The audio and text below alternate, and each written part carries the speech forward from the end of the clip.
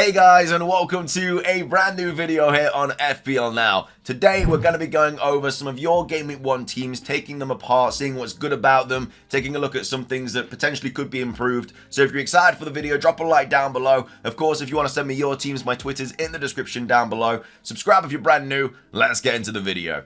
So, starting things off, this is the first draft that we're going to be going over in today's video. And straight off the bat, I noticed that there are 3 Arsenal attackers in this team and no Arsenal defense, but we'll get into it anyway. We've gone for Pickford and Areola in goals. So Pickford, I think, is an actual decent option. A lot of people are kind of against Pickford just because he's an Everton player and they are probably going to concede quite a few goals. But at the same time, he's only 4.5. He will hopefully make quite a few saves and might even get you a penalty save or two throughout the season. I mean, you're not going to have Pickford for the whole season, but their fixtures are relatively nice for the start of the season. And, you know, with Sean Dyche now behind the wheel, that is going to solidify the defense quite a bit. So I'm actually not like completely against Pickford as an option. And when we did the top 1,000 manager video as well, quite highly owned Pickford was. So, yeah, I don't think he's a terrible shout at all. And then Areola's obviously just 4 mil, could potentially be the first choice as well. If he is, then that's obviously going to change quite a few drafts. But either way, those are the goalkeepers.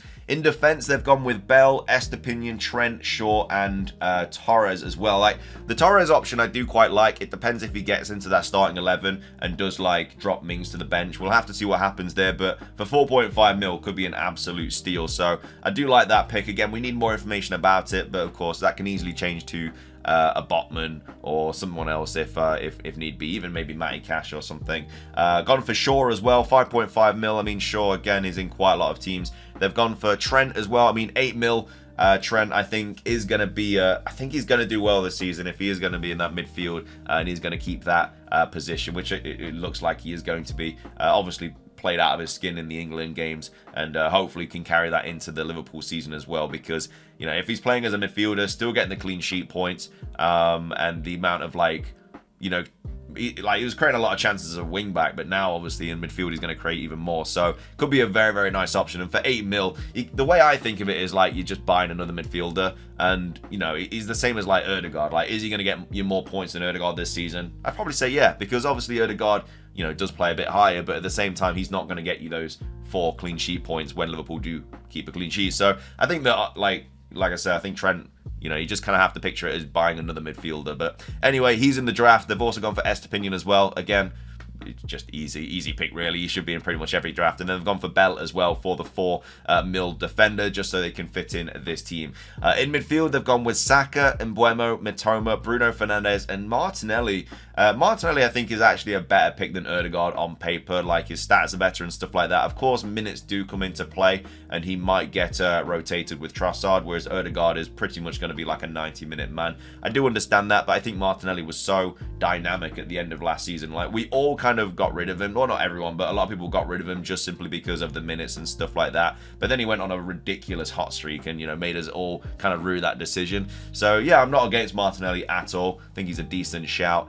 They've gone for Bruno Fernandes as well. There's no Rashford in this team, but Bruno Fernandes is in there. Obviously, 90 minutes man on penalties. Very, very good option. Personally, I would like both Rashford and Bruno in a draft, but if you had to pick one, I think I'd arguably go for Rashford as well, just simply because his stats are so much better. I know he's 0.5 higher, and you probably can't fit him into this draft, actually, because you are going to be missing that 0.5, but at the end of the day, if I had to choose between 2 of them, I definitely would bring in Rashford.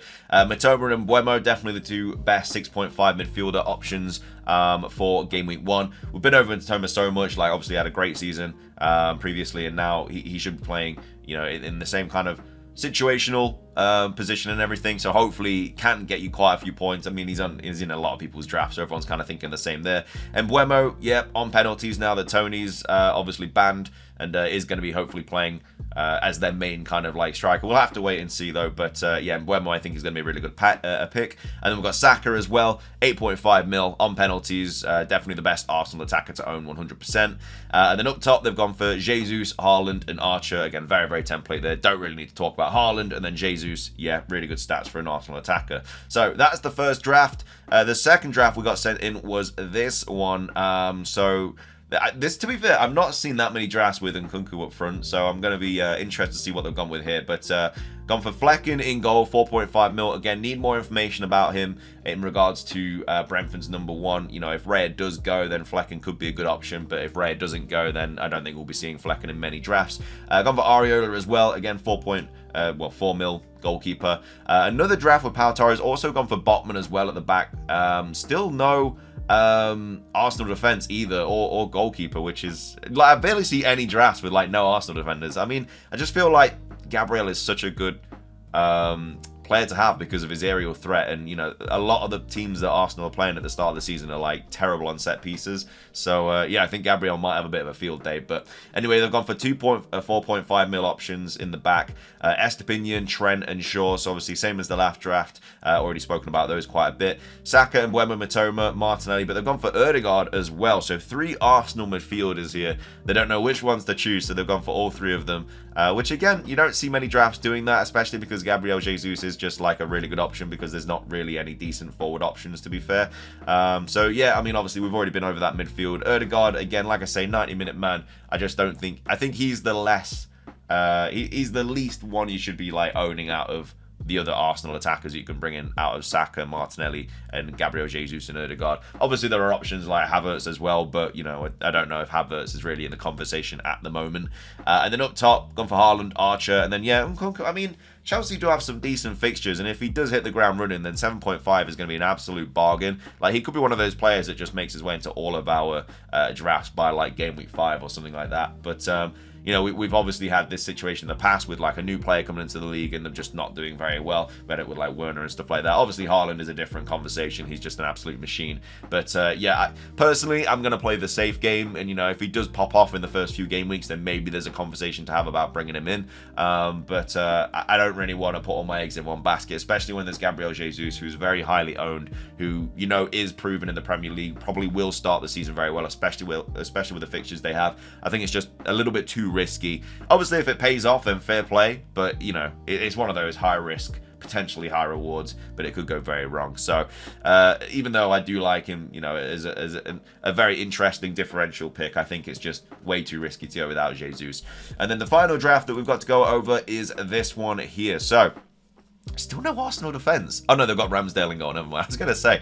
So Ramsdale in goal for this player. Again, I like Ramsdale as an option, but I think Gabriel, because this is the same price, I think I prefer to go with Gabriel and just go with a cheaper goalkeeper. But, you know, Ramsdale should hopefully still net you a decent amount of points. Gone for Areola as well. The back line, very interesting. I'm not a massive fan of this one, to be fair. They've gone for Bell, Estepinian, Trippier, Shaw, and Botman. Trippier is obviously very highly owned, like in the sort of player base. That's just because of how well he did last season. But for 6.5 mil, you've got Champions League football as well that they have to worry about this season. So again, could get rotated a little bit. And as well as that, their fixtures aren't very good. And for 6.5 mil, I don't think he's worth it at all. I think you should be bringing in some other defenders that are probably going to net you a lot more points than that, to be fair. So even though, yeah, he is proven and he obviously set pieces, everything like that. But yeah, I just think that Trippier is a little bit too expensive for my liking this season. And again, like I said, that Champions League football could introduce a bit of rotation.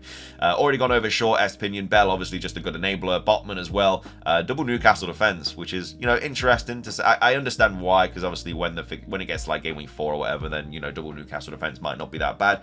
And again, I don't think that many teams will get rotated until like obviously Champions League starts and European games start and all that. But as of right now, yeah, I'm not a massive fan of double Newcastle defense. In midfield, they have gone for the double up on Rashford and Bruno Fernandes. I do like that double up. I've got that in my draft at the moment. I just can't really pick between them, so I think it's yeah, I think it's just one of those situations where you have to bring both of them.